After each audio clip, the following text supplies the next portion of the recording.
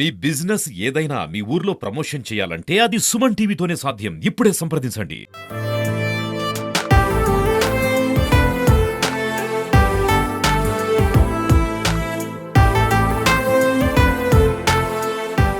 Welcome to Suman TV.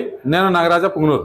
రాష్ట్రంలోని అత్యంత శక్తి క్షేత్రంగా విరాజిల్లుతున్నటువంటి బోయకొండ గంగమ్మ ఆలయంలో ఈరోజు భక్తుల రద్దీ అధికంగా పెరిగింది. సాధారణంగా తిరుపతికి పాదయాత్ర వెళ్తారు. అయితే కొత్తగా ఇక్కడ గంగవరం మండలం పత్తికొండ నుంచి 24 గంటలు నడుచుకుంటూ వచ్చి అమ్మవారిని దర్శించుకున్నారు. ఇక్కడ అమ్మవారి ఆలయంలో తమిళనాడు, కర్ణాటక, ఆంధ్ర ప్రాంతాల నుంచి అధిక సంఖ్యలో భక్తులు తరలివచ్చారు. భక్తులకు సౌకర్యాలు కల్పించడంలో ఈవో ఉప కమిషనర్ అయినటువంటి ఏకాంబరం సఫలీకృతయ్యాడు. ఆయన మాటల్లోనే విందాం పదండి.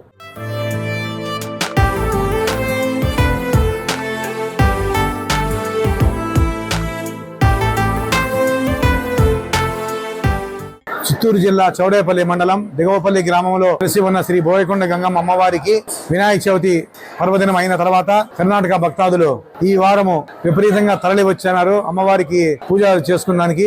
గత వారము చంద్రగ్రహణం ఉన్న దానివల్ల రాలేదు.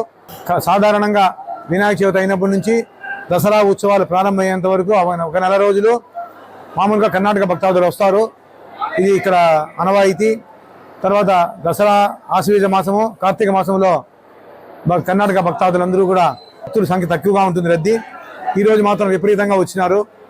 అందరూ అమ్మవారిని సంతృప్తికరంగా దర్శనం చేసుకొని వారి కోరికలు తీసుకొని వెళ్ళినారు.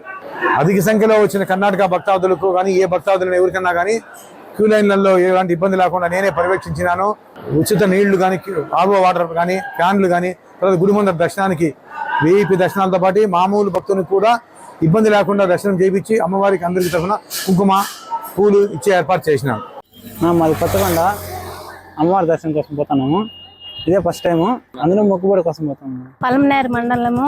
మేము బోయకొండకు నడుచుకుంటూ వస్తున్నాము. రాత్రి 11 గంటల నుంచి నడుస్తా ఉన్నాము. తిరుపతికి మామూలుగా సంవత్సరానికి ఒకనాడు పోతాము.